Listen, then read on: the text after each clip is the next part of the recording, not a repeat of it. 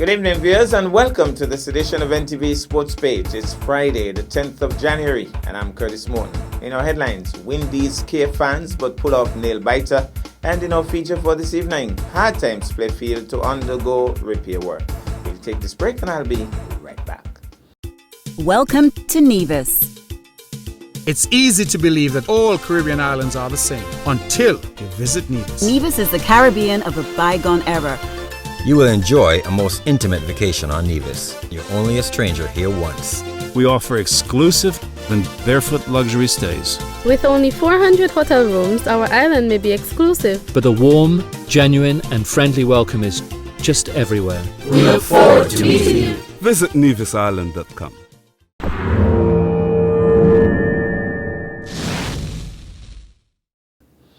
Well, I'm back and we start with cricket. The West Indies cricket team continues to bring tears of joy and tears of grief to their fans after winning the first one-day match versus the Torrey Island team on Thursday. Well, not on Thursday, but on Thursday the 9th January, the Windies almost succeeded in pulling off a stunning defeat from the jaws of victory. The Irishmen batted first and were pretty stubborn at the crease throughout and managed to muster formidably enough 237 for 9 from 50.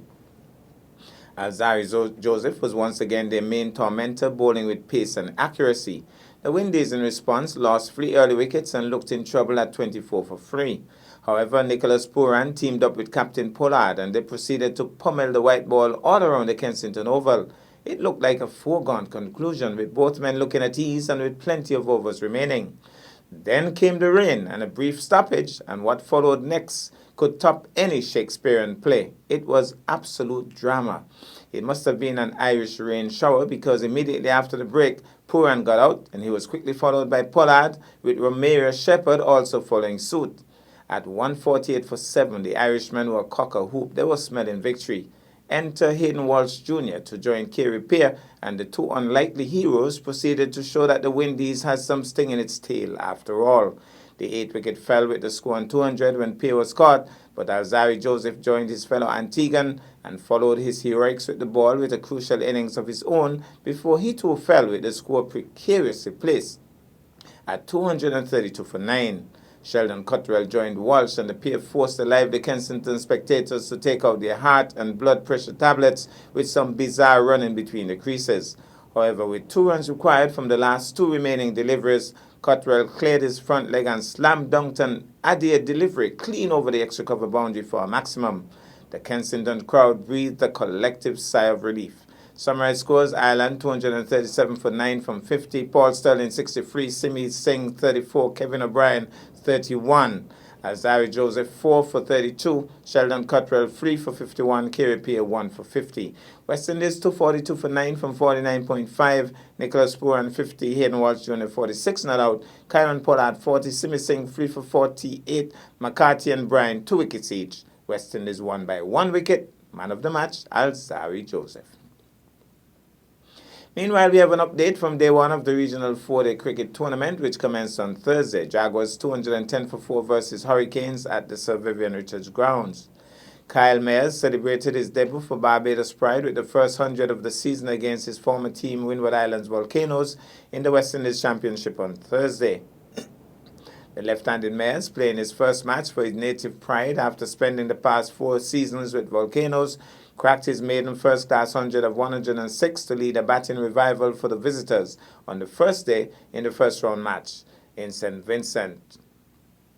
Opener Tajinarain Chandapal was one of 3 batsmen that collected half-centuries to give 5-time defending champions Guyana Jaguars a strong start to their defense of the title against the Leeward Islands in Antigua. Similarly, West Indies left-hander Darren Bravo was one of 3 batsmen with half-centuries to lead a solid batting display from host Trinidad and Tobago Red Force versus Jamaica Scorpions. The Abdurrahman Chandapal batted almost 5¼ hours for the Jaguars to top score with 60 from 240 balls that included 7 fours.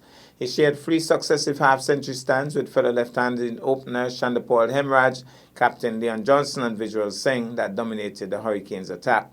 The left-handed Johnson scored 59, Hemraj scored 52, and the Hurricanes endured a tough grind before the wickets of Chandapal and Singh. Another left-hander in the final hour lifted their spirits. Pacer Colin Archibald of Nevis has been the pick of the Hurricanes bowlers so far with 2 for 28 from 17. And so that's really good, and we congratulate Kessie. In terms of the Red Force 241 for free versus Scorpions at the Brian Lara Cricket Academy. Choosing to bat, Red Force batted all day with the left-handed Bravo unbeaten on 50 exactly at the end of the day. Fresh off a half-century in the President's 11 match over Ireland last Saturday, Bravo again looked in great touch and has so far struck 5 fours and a 6. The only of the innings in a knock requiring 107 deliveries and lasting 2.5 hours. Former West Indies under-19 batsman Keegan Simmons hit the top score with 73. The only real bright spark of the day for Scorpions came in the 8th over of the day when seamer Derval Green trapped Kyle Hope LBW for 8. Red Force were 13 for 1, but they batted in partnerships with Simmons, anchoring 2 stands to ensure the host dominated the proceedings. And so Trinidad and Tobago looking good at the end of day 1. Green, Powell and Campbell picking up 1 wicket each. In terms of the Pride versus Volcanoes, sent in to bat, Pride ran into trouble on 74 for 7 after Josh Thomas and Preston McSween undermined their top order. But Mayers batting at 7 came to their rescue with a 3-hour knock that included 6 fours and 4 sixes. Support also came from West Indies left-arm spinner Jamel Warrican with a defiant 49, batting at number 9, and Justin Graves got a start with 20, but failed to carry on. Mayers breathed life into the innings by sharing a further 114 in an 8-wicket stand with Warrican, whose 1.5-hour stay included 3 fours and 3 sixes from 81 balls. Mayers reached his milestone in style, clearing the ropes at wide long on, with veteran off-spinner Shane Shillingford before he was the last batsman dismissed, caught in the deep of Kenron Kotoy. Kotoy was the most successful Volcanoes bowler, taking 3 for 41, with Thomas McSween and Shillingford getting 2 wickets each. And so day 1 of the regional tournament shaping up very nicely. We're looking forward to the Leewards making a comeback in terms of getting the Jaguars out at the end of day 2 and hopefully putting up a grand total in the process. We go to break, and when I come back, we'll have our feature for this evening. Here are your Horses Value Mart IGA Value Club Blue Tag specials from January 3rd to 16th. Pork rib chop, $5.99 per pound. Russet potatoes, 5-pound bag, just $9.99. IGA or Essential Everyday Frozen Waffles, 10 count, $6.99. IGA cream cheese, 8 ounces, $4.99. Gripper fish is just $11.99 per pound. Essential Everyday Puddings and Gelatin Box, $2.99. IGA or Essential Everyday Salad Dressings, variety of flavors, $9.99 each. Essential Everyday Cranberry Drinks, $9.99. Speed Stick Deodorant, 3 ounces, is just $9.99. Shop Smart, Shop Value Mart. Sea listo y haga sus compras a Value Mart.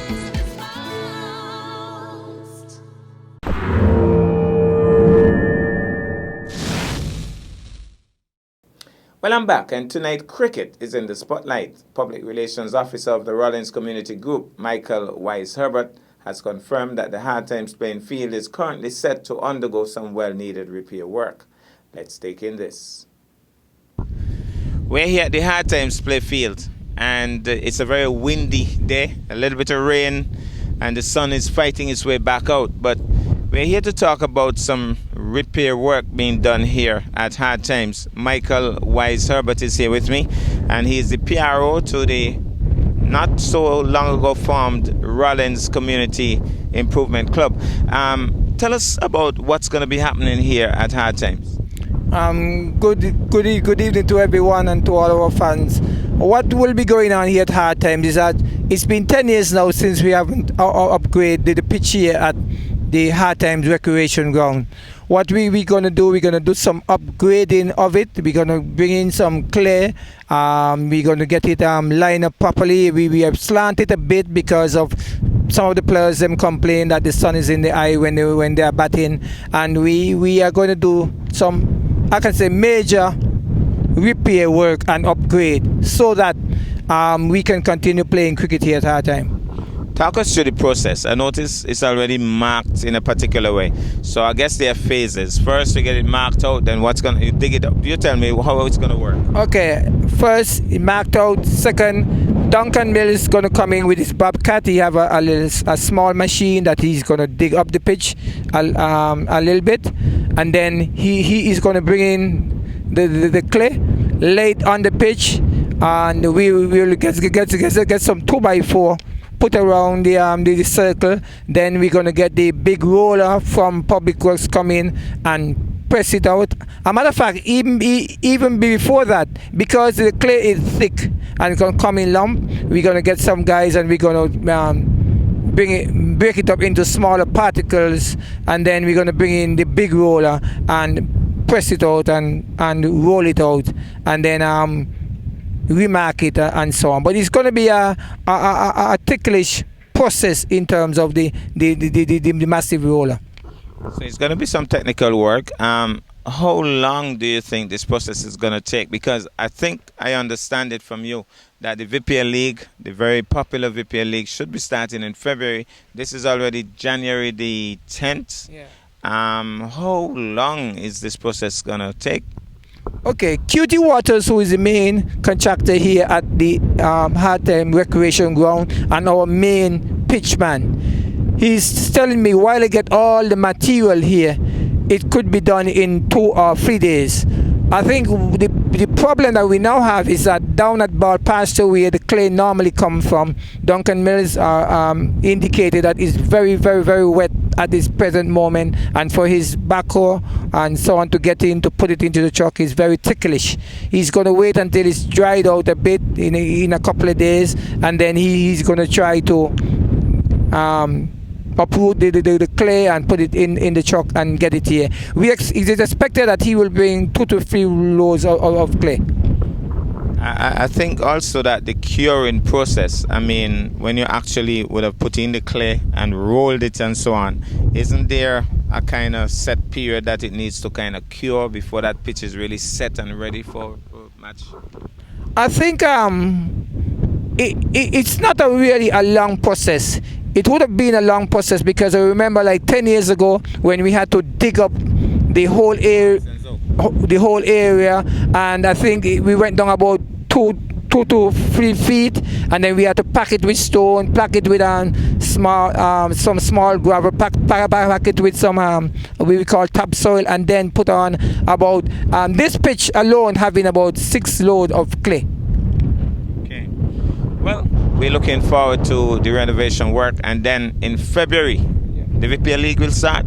Yes, we are hoping to start the VPL League the first week of February, and I'm asking all of the sponsors out there that normally sponsor the VPL League to come forward, and you can contact me, Michael Herbert, can contact Curtis Morton, you can contact Lemuel Pemberton, you can contact Keith Herbert, QT Waters, Michael Ricardo Williams, Justin Liebert, Rob Superchick Allen, and all of those players that are associated with the VPL League, because the VPL League will now be in its 10th year. And Curtis, I could remember when we first started, we started with about 8 teams, and then the second year we had about 16 teams, and the interests have been there going forward. What I can say, Curtis, is that we have never ever had a problem with the sponsorship. It's just that we have to contact them as early as possible so that they can come forward, and I think the most sponsors have been pleased with what we are doing here at Hartem and what is going on in the VPL League. Thank you so much, and we look forward to some exciting times, and we look forward to the newly laid pitch, folks. We'll be coming back to show you some of the action when it's being actually prepared, and then the finished product. So we look forward to an exciting VPL League. Well, that's our package for this evening, and indeed for the week. I am Curtis Morton, reminding you that you can watch sports if you're not fit. But to play sports requires fitness, diligence, and a sacrifice. Have a good night and a great weekend.